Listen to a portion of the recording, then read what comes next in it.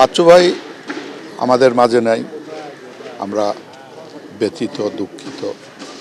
দোয়া করি আল্লাহ যেন বাচ্চু ভাইকে বেহেশত দান করেন।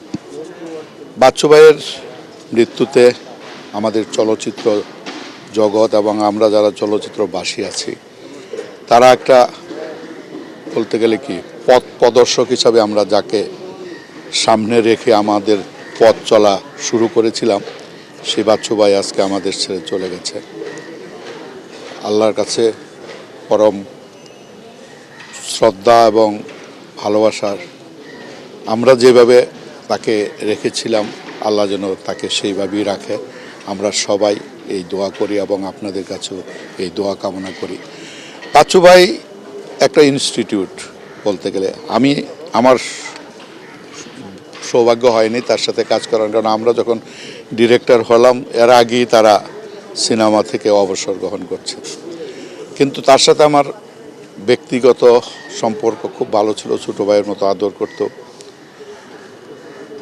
এখন বাচ্চু ভাইদের যে শেখানো পথ, সেই পথে যদি আমরা চলতে পারি তাহলে হয়তো এখানে সুন্দর একটা পথের সৃষ্টি হবে, একটা ভালো নাম করা টেকনিশিয়ানের জন্ম নেবে। কারণ বাচ্চু ভাইরা সেই জহির রায়হান থেকে শুরু করে কাজী জহির সহ অনেক বড় বড় ডিরেক্টরদের সাথে তারা ক্যামেরাম্যান হিসেবে কাজ করেছে, আর ডিরেক্টর হিসেবেও সে ভালো ছিল এবং অনেকগুলি ছবিও সে নির্মাণ করেছেন। আমাদের জয়েন্ট ভেঞ্চারের ছবি নির্মাণ করেছেন হাতকড়া।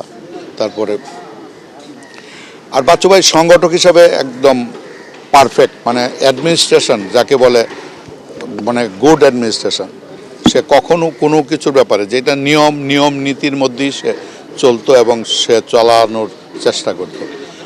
তাই আমরা সবাই বাচ্চু ভাইয়ের যে পথ, সুন্দর ছবি নির্মাণ করা এবং সুন্দর পিকচারাইজেশন করা, সেইটা যেন আমরা তার আদর্শকে ধারণ করে, আমরা যেন তার আদর্শকে লালন করে আমরা যেন আগায় যেতে পারি, এইটি হবে আজকের বাচ্চু ভাইয়ের অবর্তমানে আমাদের চাওয়া এবং আমাদের উদ্দেশ্য।